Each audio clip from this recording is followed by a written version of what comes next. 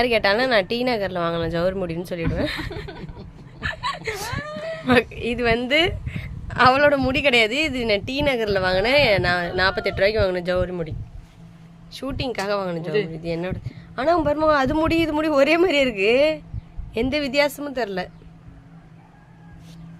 இது வந்து ஜவுரி முடி, இது ஒரிஜினல் முடி. முடியல எனக்கு கையை.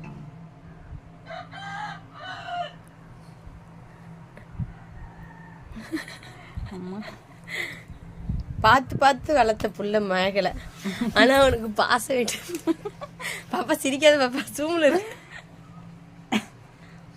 எட்ட போய் உட்காந்து சூம்ல தான். சேம் சாரி, ப்ளூ புடவை. வீடியோ அந்த மாதிரிலாம் வீடியோ போடாதாங்க, திட்டு தான்.